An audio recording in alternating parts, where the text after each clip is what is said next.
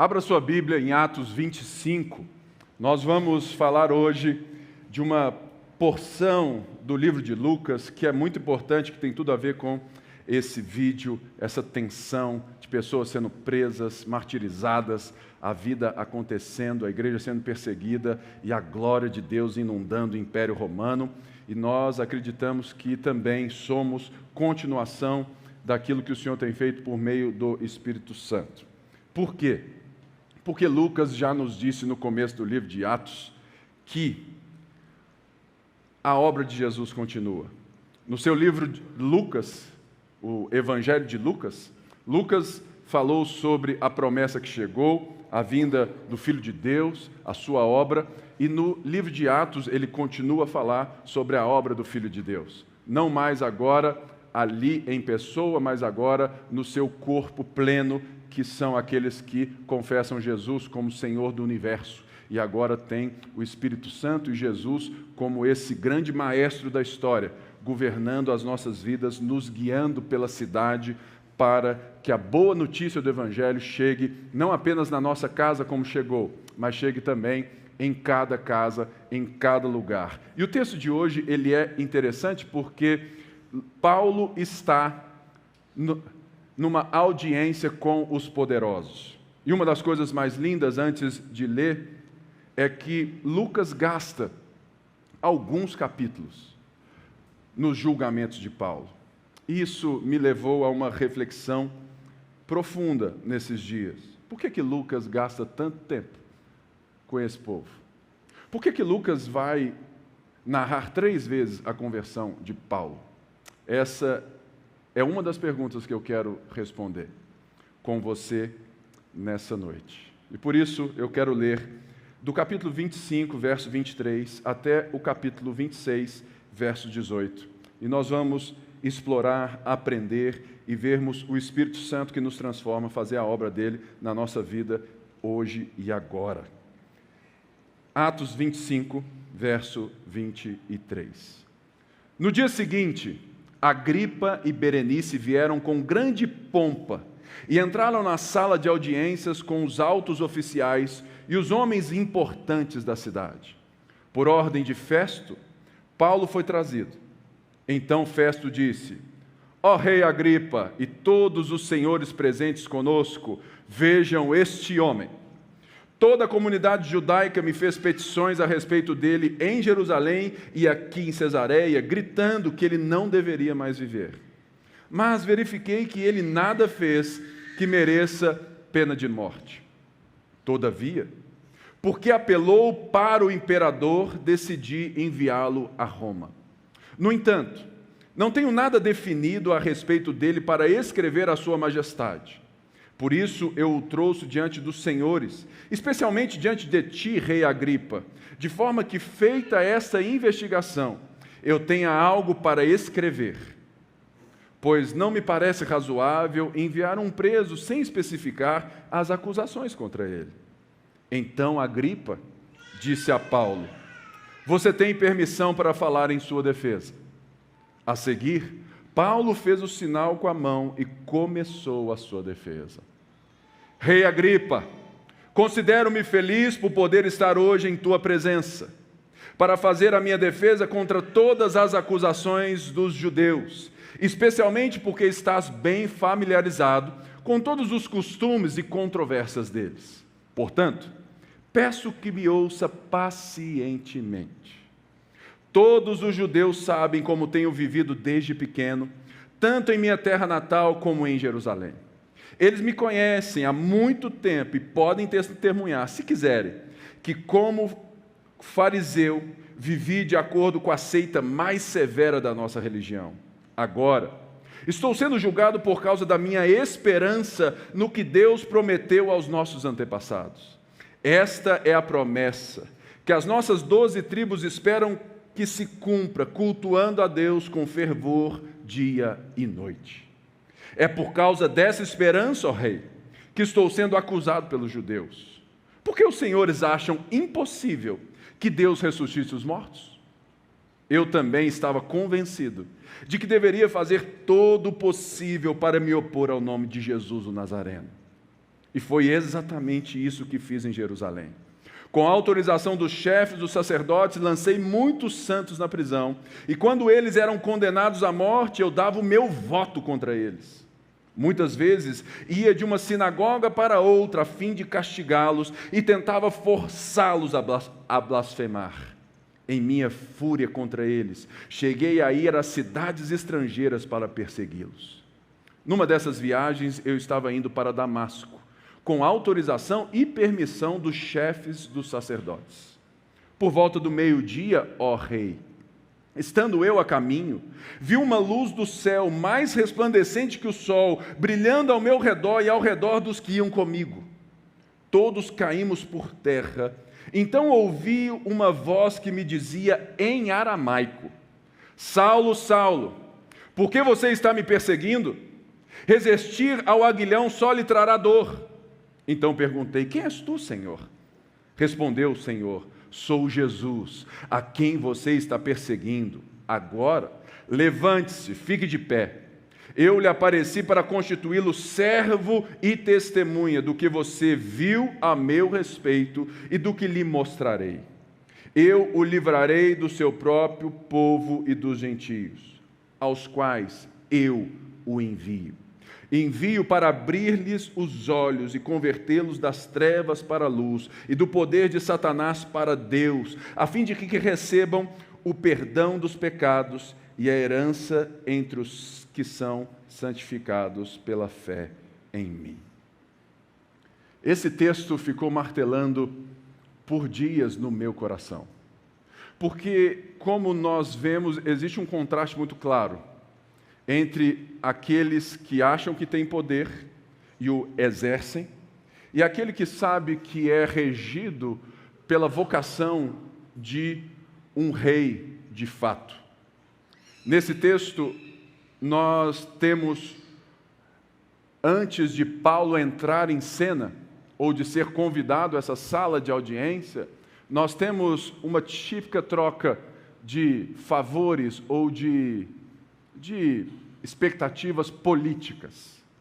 Se você não sabe, Festo acabara de assumir o governo dessa região. Se você leu anteriormente, era Félix. Félix já estava fora da jogada e agora Festo assume. Paulo estava preso há 2 anos já. 2 anos ele estava ali, escrevendo cartas que você lê na Bíblia. E nesse sentido, Paulo recebe mais uma oportunidade de não ser julgado, porque ele mesmo escreveu em uma das cartas que ele fez nesse tempo que ele já não é julgado por ninguém, porque ele já não está no banco dos réus, o que parece contraditório, porque ele aqui está. Mas nesse sentido, nós vemos o tanto que é contrastante a consciência de um cristão liberto com a consciência dos poderosos desse mundo. Como que isso é latente no texto? No verso 23, se você prestou bastante atenção, você viu que Agripa é o neto de Herodes o Grande, filho de Herodes Agripa I, que matou Tiago. Ou seja, Jesus esteve com Herodes o Grande, Tiago esteve com Agripa I, e agora Paulo está com Agripa II. Eles eram os reis da Judéia. Então, quando Agripa fica sabendo que Festo é o novo governador, o que todo político faz? Uma visita. Uma visita. E a gente percebe que Agripa foi preparado para essa visita, porque quando ele ganha essa chance de opinar, quando Paulo está ali e Festo não tem ideia nenhuma sobre os judaísmos, ele aproveita a visita de Agripa e fala assim: mano, tem um cara aí do seu povo que talvez você possa me ajudar, porque de fato eu não vejo nada de errado nele, mas ele apelou para César como um cidadão romano, então eu tenho que enviá-lo para o imperador. Eu não posso soltá-lo, e muito menos como eu já fiz. Propus a ele que fosse julgado em Jerusalém, mas ele apelou a César, porque ele sabia que esses judeus, quando eu fui em Jerusalém, Festo acabara de chegar de Jerusalém e ele ouviu, depois de 2 anos, os mesmos judeus querendo a cabeça de Paulo. Pensa bem, 2 anos se passaram e os caras ainda estavam pilhados para tirar a vida desse homem. É porque alguma coisa muito séria ele fez, ou ele recebeu. Nesse sentido, então, quando Agripa chega, é a mesma coisa quando você está na sua empresa e não faz parte do seu trabalho algumas coisas, mas o seu chefe, ou o chefe do seu chefe, sabe que você tem uma expertise em algo que não faz parte do escopo do seu trabalho, e ele te manda chamar. Exemplo, no Brasil, infelizmente, poucas pessoas falam inglês. Então, tem alguém ali que fala inglês, e por causa disso, ela é chamada para resolver alguma coisa, porque dentre todas as coisas, ela não está ali porque fala inglês, mas ela fala inglês, então ela está ali numa oportunidade de mostrar que talvez ela tem mais ferramentas do que aquilo que a empresa usufrui. E ela então recebe essa oportunidade de estar com os poderosos da empresa e mostrar e ajudar e trazer uma perspectiva. Imagina a Agripa chegando em Cesareia e tendo essa bola no pênalti. Fala assim, é agora que eu faço o meu filme, é agora que eu ganho esse festa, é agora que a gente faz política. E como que isso é claro no texto? Porque olha como que Agripa entra na sala de audiência. Lucas é bem enfático, ele entra com pompa. Eu acho que essa palavra não é muito da idade de vocês, ou de alguns de vocês. Mas na minha época, tinha essa expressão, chegou com pompa e circunstância. Não tinha isso? Ou seja, chegou arrasando. Como diz a nossa diva, chegou divando. Ou seja, Agripa chegou divando na sala. Ou seja, porque ele queria mostrar, não apenas que ele era poderoso, mas que ele tinha cara de poderoso. Hoje cedo eu vim propositalmente com um relógio que eu já tenho há muitos anos, e é um relógio caro, que eu não uso justamente por ser caro. E eu vim porque esse texto falou tanto comigo que eu botei o relógio. Enquanto eu pregava, ele ficou aqui reluzindo, e eu até falei dele, mas é justamente essa ideia que se você está atento ao mercado e aos negócios, você verá algumas coisas. Se você pegar os maiores empresários do Brasil, um deles, dono da WhatsApp, aí você sabe quem é, fala que ele não senta na mesa e não faz negócio com quem não tem um bom relógio. E fala assim, olha, se você não tem capacidade de ter um relógio direito, do qual o meu não serve, usa um Apple Watch. Palavras desse homem. Ou seja, é para você ver que no mundo de Instagram e redes sociais, não adianta ter poder, você tem que parecer ter poder. Não adianta ser bonito, você tem que estar bonito. Nesse sentido, Agripa, ele chega com todo mundo. Mas o que é estranho?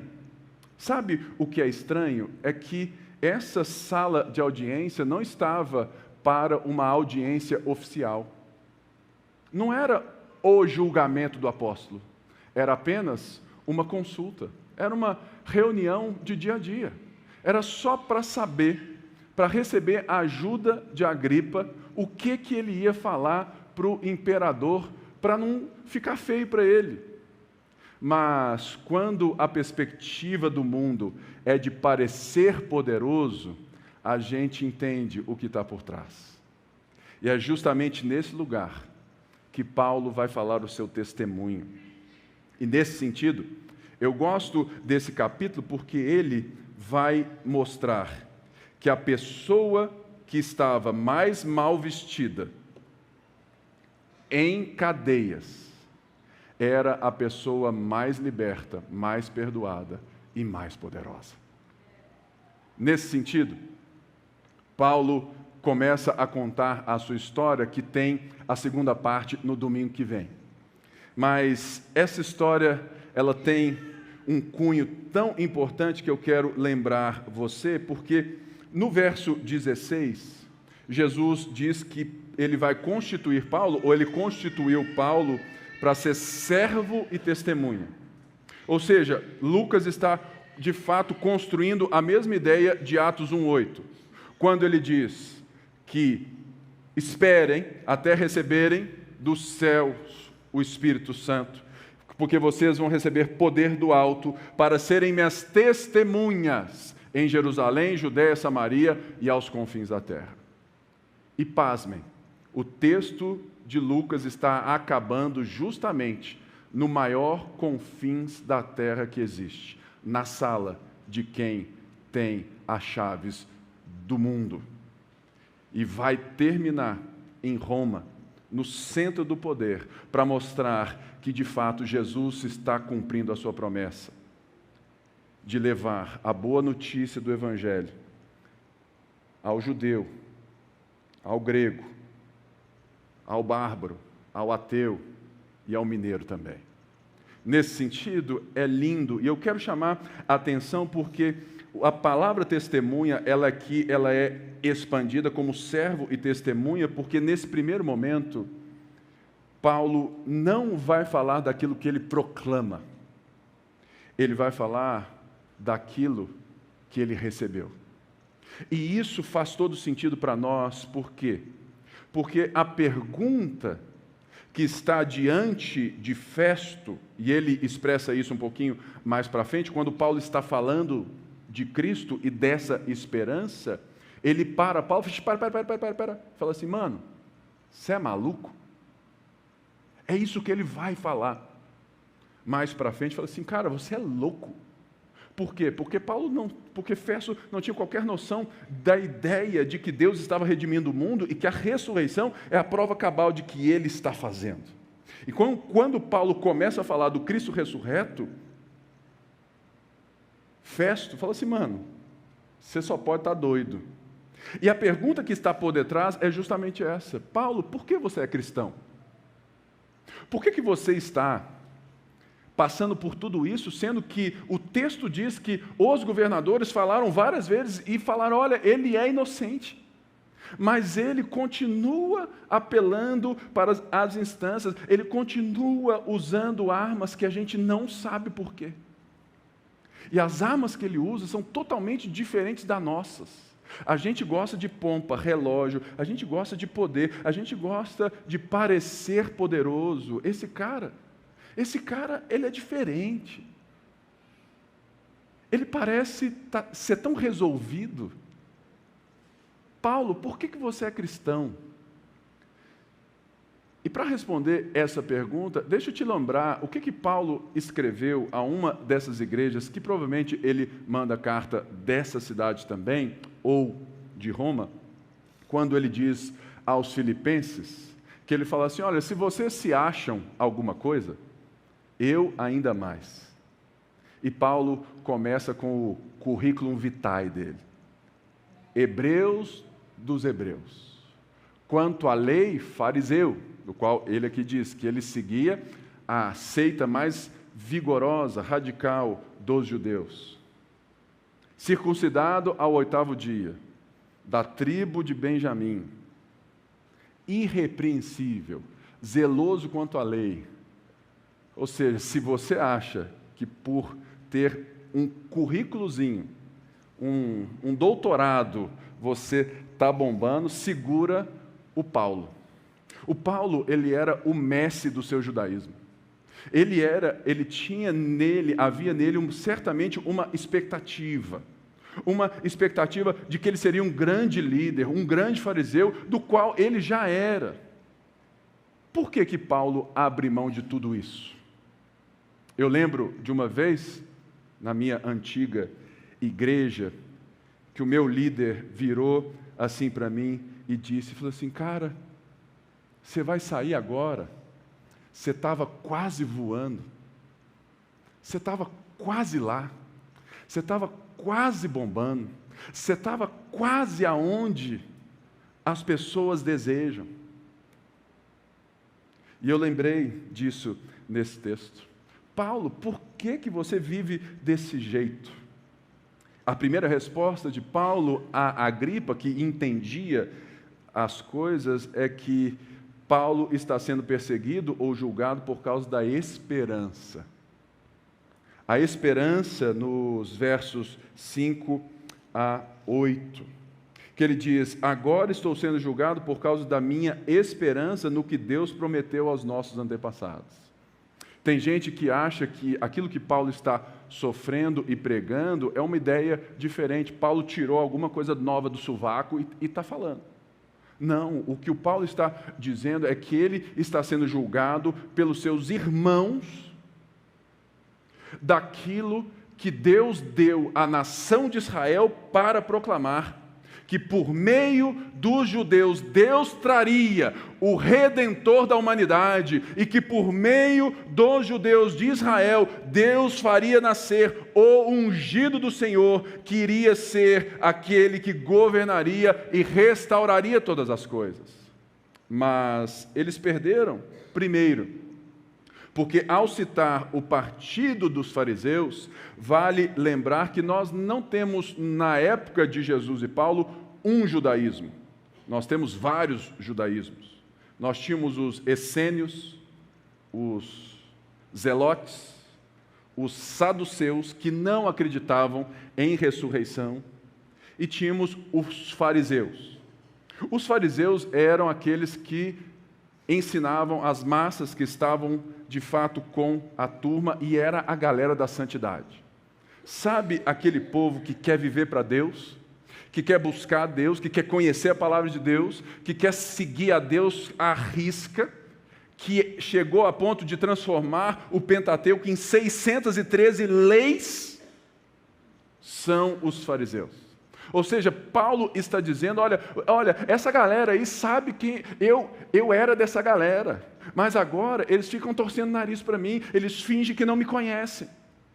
Porque eles sabem como eu vivi diante deles, eles sabem da minha seriedade, eles sabem de como eu era zeloso, a ponto de perseguir os do caminho.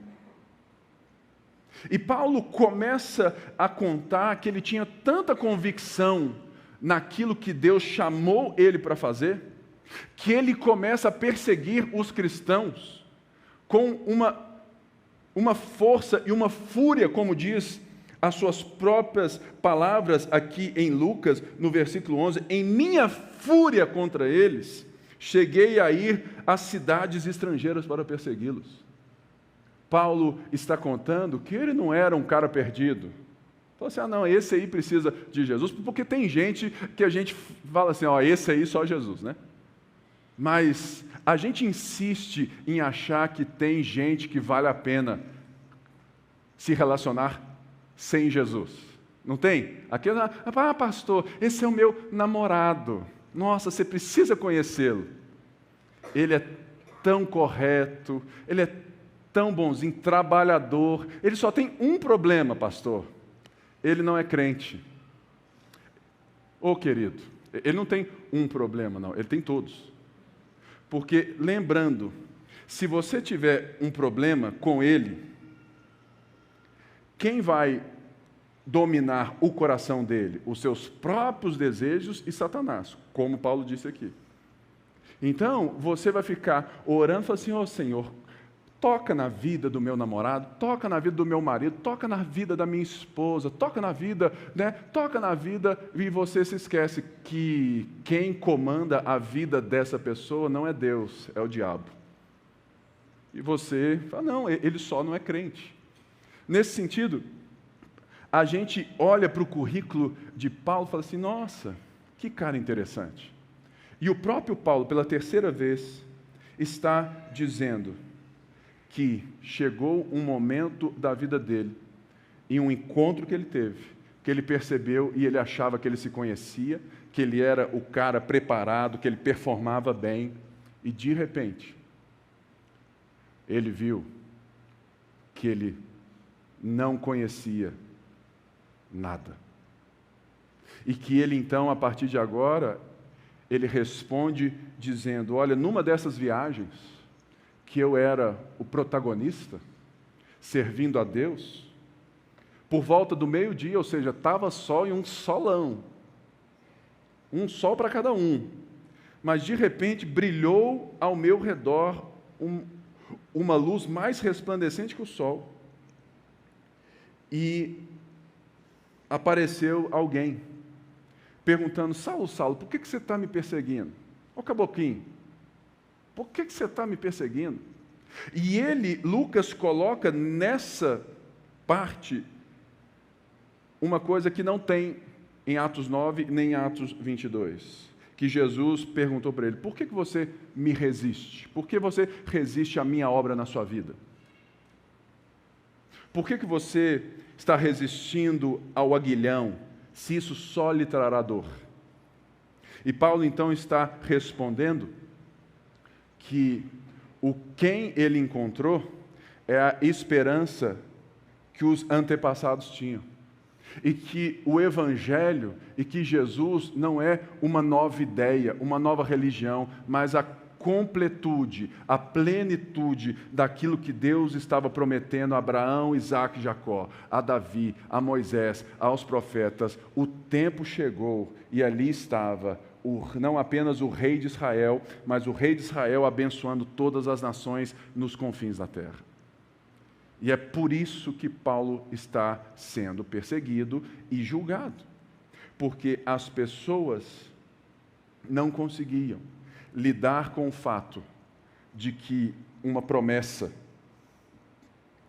do seu povo estava agora jogando num time adversário. E muitas das vezes nós lidamos com a vida dessa mesma maneira. É como se as pessoas precisassem entrar no nosso escopo, na nossa ideia de vida. Mas Paulo está apresentando aos poderosos, não se esqueça disso, que ele teve um encontro. E que esse encontro pode parecer mais simples porque ele é. E você falou assim: nossa, Pipe, achei que fosse ter uma resposta teológica. Não, irmãos, a resposta mais teológica do profundo texto da Bíblia é que Paulo teve um encontro com Jesus. E foi isso que aconteceu. Por que você é cristão, Paulo? Porque Jesus me encontrou. E porque ali não foi apenas eu vi com os meus olhos que Jesus de fato é o Senhor do universo, é a verdade e que Ele está ressurreto. Mas a partir dali, eu comecei a olhar para mim e vi que eu não sabia quem eu era. Porque eu achava que eu sabia, mas agora eu estava me vendo fazendo coisas totalmente ao oposto daquilo que, de fato, os profetas e a Bíblia que eu leio estava dizendo. E agora? Agora, o texto diz que Jesus não parou nessa ideia de salvar almas. Jesus, ele fala assim: fique de pé, caboclinho, fique de pé, Paulo. Você vai fazer parte da minha história. Você vai contar a minha história. Você vai continuar com esse impulso, com esse amor, com esse zelo, mas você vai ter ele agora da forma correta. Você vai deixar a violência, a virulência, você vai deixar a fúria, você vai deixar o ódio, você vai deixar de enxergar as pessoas pelos óculos da religião, que enxerga as pessoas como se elas necessitassem ou precisassem que você as julgue. Não, Paulo. Deixa essa parte, eu resolvo. O que você precisa agora ser constituído como servo e testemunha é da boa notícia de que Deus está redimindo todas as coisas por meio do Cristo ressurreto. Porque essa é a linguagem e a ideia por trás de todos os capítulos do livro de Atos. Jesus é o Rei do universo.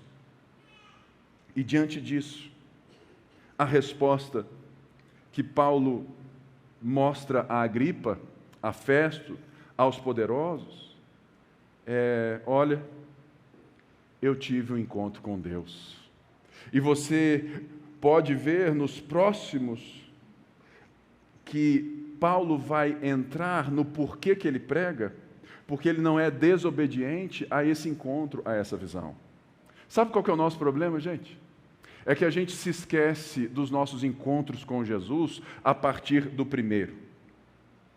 Se eu te perguntar aqui, quando que foi o seu primeiro encontro com Jesus? Você lembra? Ah, eu lembro. Eu lembro mesmo.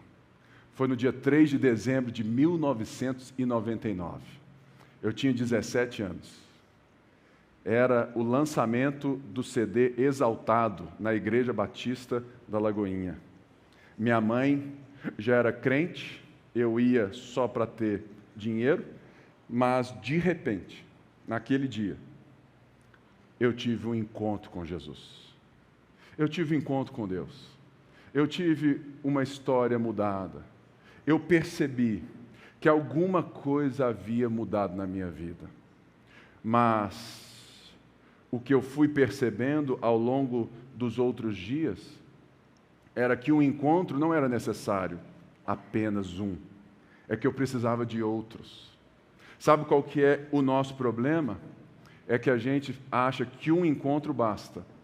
Mas quando Paulo responde essa pergunta e conta a sua conversão, Paulo está dizendo: todo o meu universo, todo o meu mundo caiu por terra.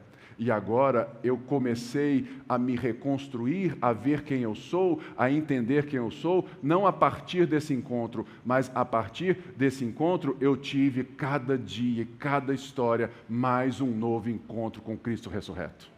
O problema é que a gente coloca esse encontro e fala assim: não, agora eu passei para crente. Mas o seu mundo, a sua forma de trabalhar, a sua forma de tratar as pessoas, a sua forma de enxergar as pessoas não mudou. Por quê? Porque você parou no primeiro encontro. Mas Jesus te chama e Jesus está te trazendo o quê? Para viver a vida no encontro. Porque se você voltar em Gênesis 1 e 2, qual era a dinâmica da humanidade? Adorava a Deus, cultivando a terra. Adoração é trabalho. Ou seja, o povo trabalhava para a glória de Deus, porque eles tinham um encontro. E o encontro era diário, para determinar e para celebrar com Deus o trabalho em equipe. Nesse sentido, quando Jesus diz que vai constituir Paulo como servo, é justamente essa a preocupação primeira que a gente deve ter. Antes de falar, antes de se levantar, a gente precisa ter certeza de que a gente serve a Jesus, que a gente continua buscando o encontro com Jesus. E como que eu sei que eu tenho esses encontros? Pergunta simples. Quantas vezes você leu a Bíblia nessa semana? Quantas vezes você orou como um cristão e não um pagão nessa semana? O que é, Pipe, o que é orar como um pagão? Senhor, muito obrigado por esse dia. Abençoe, abençoe, abençoe, abençoe. Amém. Um pagão ora assim também. O que um cristão ora? Pai nosso, que estás nos céus, santificado seja o seu nome. Senhor, o Senhor fez os céus e a terra, o Senhor é magnífico. Eu me deleito na certeza de que o Senhor me criou e que o Senhor me salvou. Pai nosso que está nos céus, ou seja, não é só meu, Ele está redimindo, tem mais gente do meu lado, santificado seja o seu nome. Senhor, venha a nós o teu reino. A gente quer viver segundo essa perspectiva e não segundo a nossa. Venha a nós o teu reino aqui na terra como no céu. Porque o sustento de cada dia, o pão nosso, a gente sabe que o Senhor é que provê, por isso o pão nosso de cada dia, dá-nos hoje. Senhor, a sua luz expôs o nosso coração egoísta, por isso, perdoa as nossas ofensas, perdoa as nossas hipocrisias, perdoa, Senhor, os nossos orgulhos, perdoa as nossas faltas. como nós temos perdoado quem nos tem ofendido. Senhor, nos livra do dia mau, não nos deixe cair nas tentações da carne ou do diabo. Livra-nos do mal, porque teu é o reino, tu é a glória, teu é o poder. Senhor, que bom poder estar nas tuas mãos. Se você ora assim, você tem tido alguns encontros com Deus. E por causa disso, a sua vida, como Paulo, tem uma perspectiva diferente. Pensa bem, nessa sala estava todo mundo emperequetado, fantasiado. Lá em casa eu acho tão bonito. Meus filhos vêm aqui no culto de blusa de time e chinelo. Eu falo assim, gente, vocês são filhos do pastor, põe um tênis, pelo amor de Deus, o que o povo vai pensar? Né? Aí você fica assim, né? Não, pai, está de boa.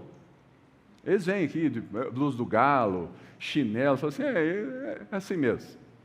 A Luísa não. Meu amigo, não sei nem quem ensinou, já é nato. A menina, ela quer vir lady, ela quer, né, passar maquiagem, ela até já fala, mãe, só um glossinho, tem 4 anos de idade, gente. Ou seja, é interessante a gente pensar, porque Paulo começa a contar da sua conversão, e uma das coisas mais claras que fica é que Paulo não está ali para se defender. Não está.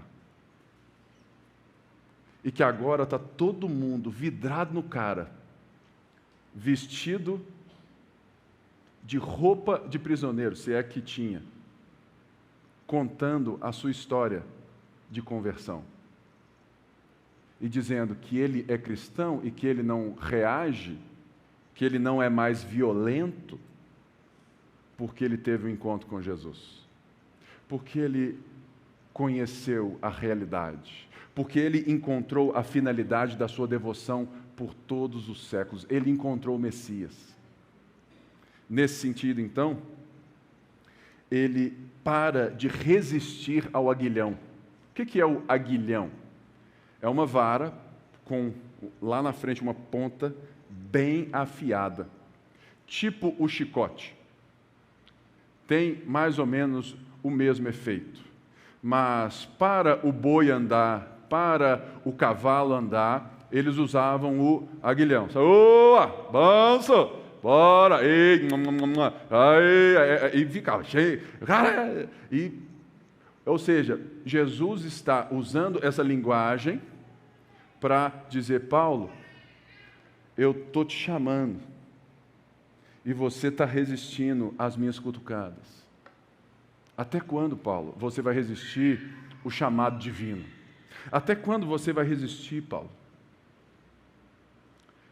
E Jesus, então, pede para Paulo ficar em pé, restaurando a dignidade, dando a ele hombridade, dignidade, humanidade. Uma das coisas que Jesus faz na vida da gente é restaurar a nossa humanidade. E ele então diz, olha, eu apenas não só te liberto, não só te perdoo, mas te dou um futuro. Te dou um futuro, te dou um propósito, te dou uma identidade, eu te concedo, eu te constituo um servo e testemunha.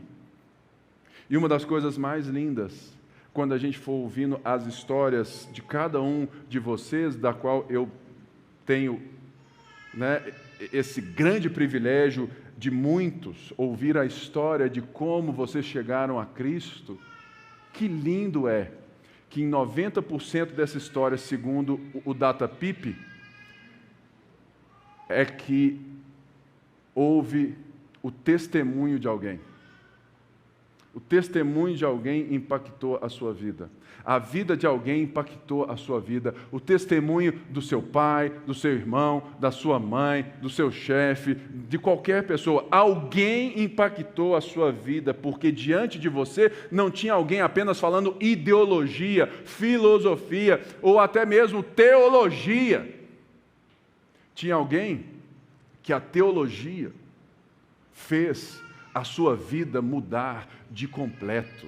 Então, ao conhecer aquela pessoa, você tinha essas perguntas, mas como assim que ela reage dessa maneira? Como assim que ela vive dessa maneira?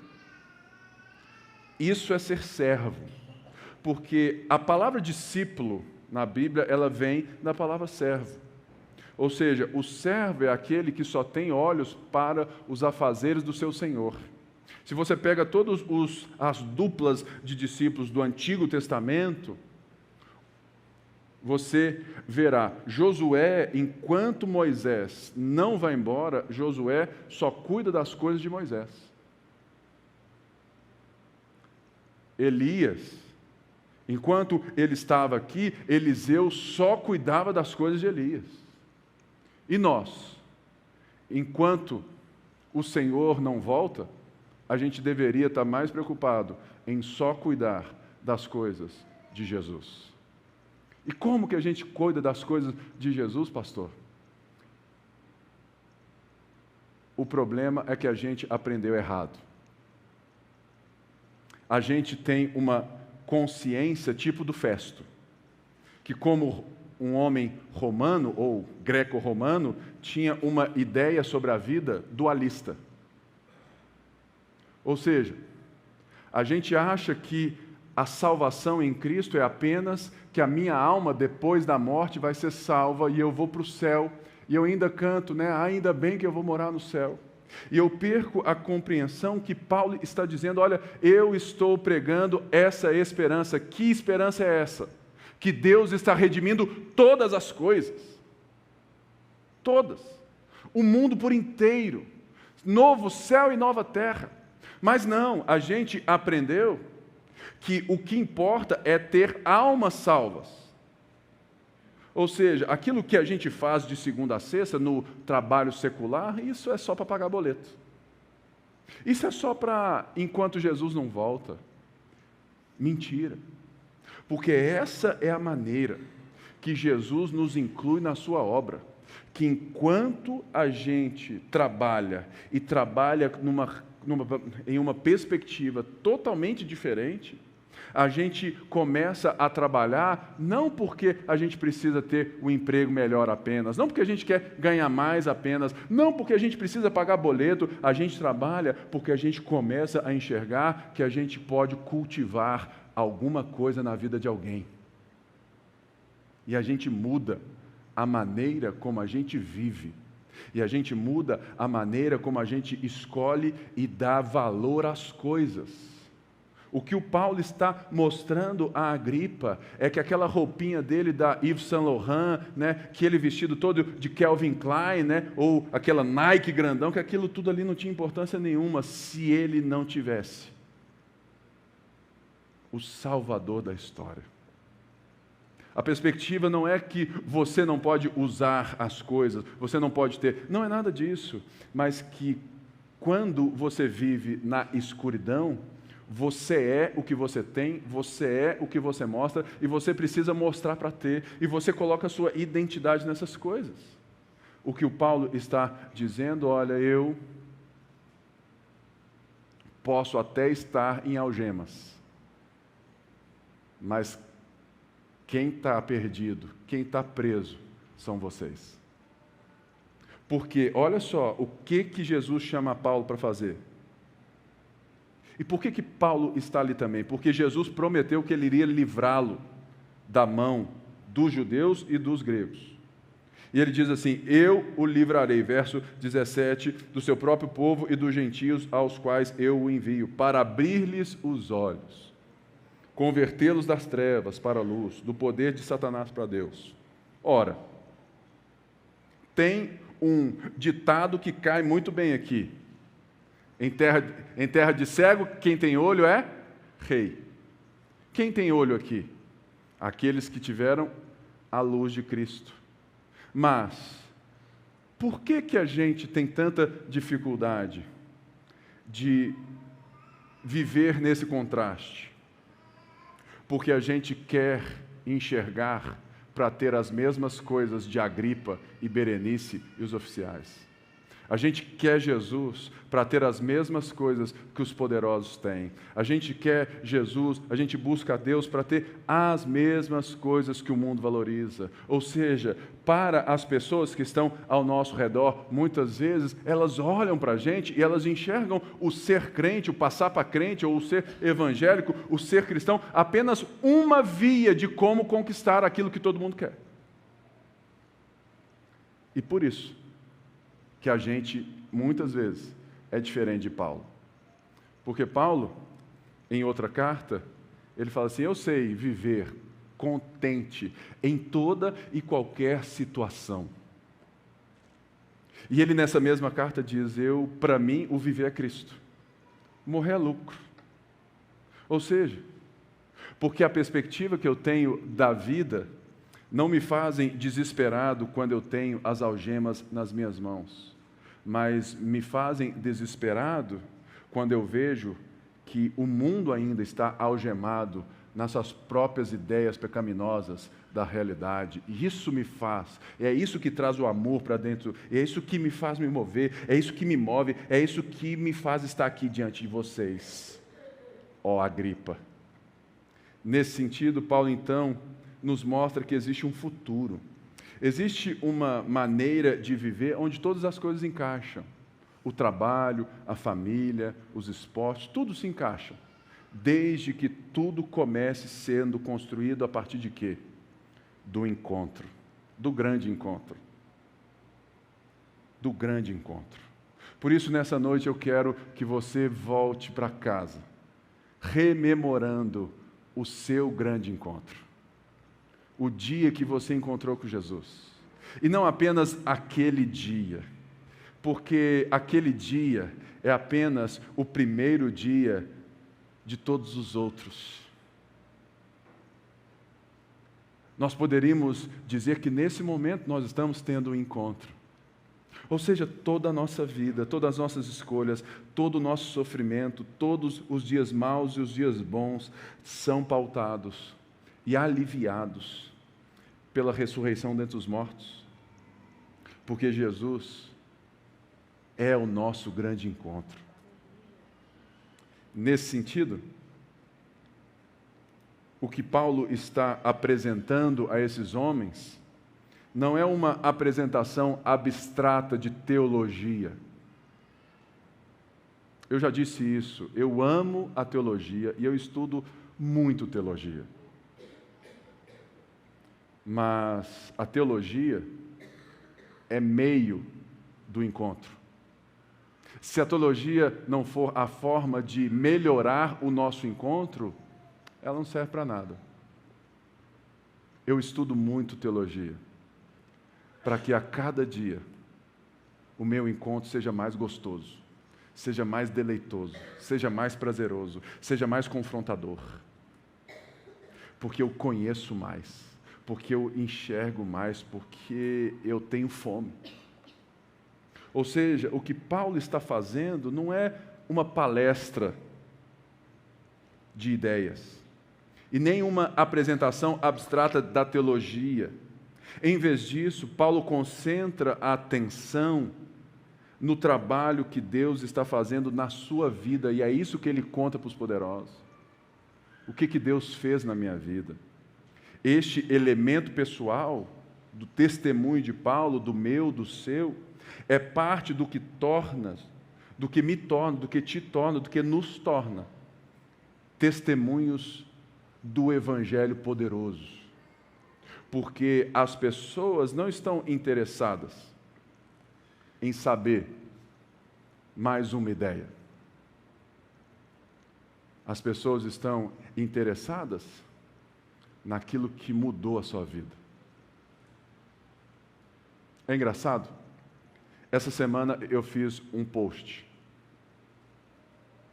Eu sempre posto poucas coisas, eu mais reposto que posto. E eu fiz um post de quando, há um ano atrás, eu estava com 128 quilos, 22 quilos a mais que hoje.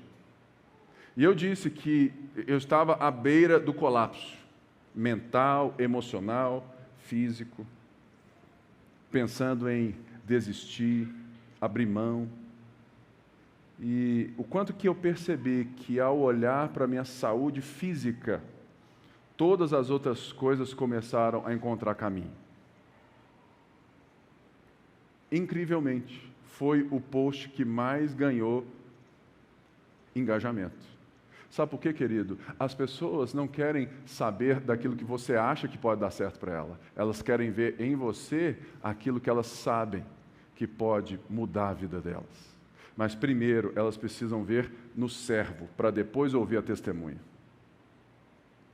Uma das coisas que eu tenho batido na tecla e tenho tentado também, viver isso, é que o Evangelho nos chama a uma vida bonita. A vida bonita, ela traz inveja e ela traz admiração. Ela traz ódio, mas ela traz inspiração. Na vida bonita de Paulo, as pessoas falam assim, cara, que cara maluco é esse? Na sua vida, cara, que pessoa interessante, intrigante. Mas quando as pessoas percebem na igreja evangélica apenas mais um caminho de chegar no mesmo lugar que todo mundo quer chegar, a gente deixa de ser interessante. A gente deixa de ser contrastante, a gente deixa de ser testemunha. Porque se Jesus ressuscitou, a gente vive uma nova ordem. O que Paulo está dizendo é que Jesus é o primeiro de uma nova humanidade. Que Ele está à destra do Pai, governando todas as coisas, de carne e osso. E que sim, a matéria, o corpo, ele importa. E que sim, a criação será toda restaurada. E que essa ideia de que as coisas espirituais são do além, isso não é judaico-cristão, isso é platônico. Mas isso entrou no nosso cristianismo de tal maneira que a gente começa a pensar que aquilo que a gente vive, os cuidados que a gente tem, são insuficientemente não espirituais. E eu posso dizer que quanto mais eu vivo o ordinário da vida humana, mais espiritualidade eu me conecto. Mais com Jesus eu me conecto e mais de Jesus eu vejo em mim. Porque foi isso que Jesus fez. Se fez homem para que os homens deixassem de serem monstros e voltassem a ser seres humanos. Se fez ser humano, se fez como nós para que a gente deixasse de querer ser como Deus. Mas visse Deus nos criando e nos reformatando para sermos aquilo que nós fomos criados para ser, seres humanos. Mas o problema é que, para pessoas cegas, isso é pouco para nós. E o texto termina, e aqui eu também, que ele fala para luz, para converter as pessoas das trevas para a luz e de Satanás para Deus, a fim de que, com o propósito de que recebam. Existe um presente que Paulo recebeu, que você recebeu, que eu recebi, que a gente não pode se esquecer dele. Que o Evangelho não tem nada a ver com aquilo que você faz. O Evangelho não tem nada a ver com a sua performance. O Evangelho não tem nada a ver com a sua inteligência. O Evangelho não tem nada a ver com a sua capacidade. O Evangelho tem a ver com a capacidade de Deus de te amar de tal maneira, de se fazer homem, e como homem, ser obediente até a morte de cruz, ressurgindo das trevas, ressurgindo da morte, trazendo luz e vida a uma nova humanidade, restaurando todas as coisas. E sabe o porquê você está sentado hoje aqui? Porque você recebeu de presente. E é por isso que quando você chegar no seu trabalho, na sua casa, amanhã, hoje, quando for, não se esqueça que essa paz que você tem, que essa vida que você tem, em meio ao tanto pepino, tanto problema, é um presente. É um presente. Eu tenho muito pepino todo dia, só problema, seus e meus. Mais seus do que meus, mas está tudo certo. Ou seja, tem hora que é angustiante. Você fala, gente, o que eu vou fazer? Como que eu vou falar? O que eu vou fazer? Aí eu respiro, como disse a minha fono, respira, e eu lembro que a gente está aqui por causa do presente. E Deus é suficientemente poderoso para resolver. Que eu não preciso pastorear na força do meu braço. Eu posso confiar que Jesus é o nosso supremo pastor. E Ele vai resolvendo os nossos problemas, os nossos caos. Por isso, hoje a gente teve algumas músicas que lembraram dessa palavra de hoje. Mas eu quero orar uma parte de uma música que a gente cantou, que expressa realmente que ocorreu na nossa vida um grande encontro. É a música que lembra da história da mulher samaritana com Jesus, que ela estava fugindo de todo mundo pela vergonha, e ela busca água no poço ao meio-dia para ninguém estar lá, para ninguém ver ela, para ninguém falar assim, essa aí gosta de um homem, essa aí já está no quinto, essa aí, minha aqui, perigosa. E ela chega no poço ao meio-dia, quem está lá? O Messias.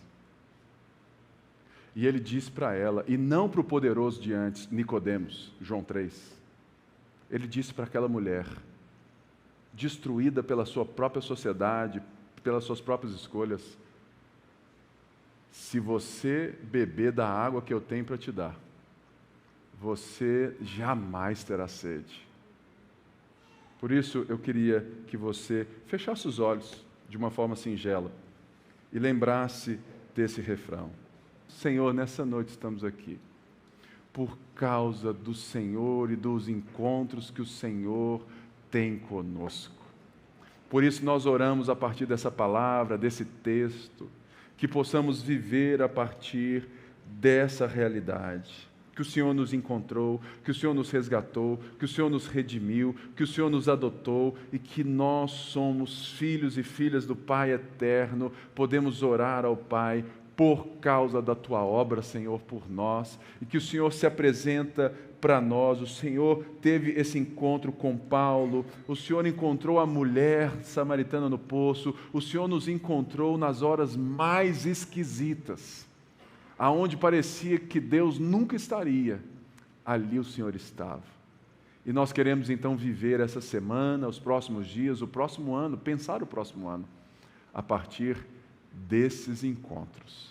É que eu oro pela vida dos meus irmãos, das minhas irmãs, pela vida da ponte, de cada igreja, pela vida do corpo de Cristo em Belo Horizonte, para que a gente possa não apenas testemunhar com as nossas palavras, mas que as pessoas vejam em nós os servos e servas de Deus. É o que nós oramos em nome de Jesus, todo o povo de Deus diz, amém. Fique de pé, vamos, que a graça do nosso Senhor Jesus Cristo, o amor de Deus e as consolações do Espírito Santo sejam com todos vocês. Boa semana.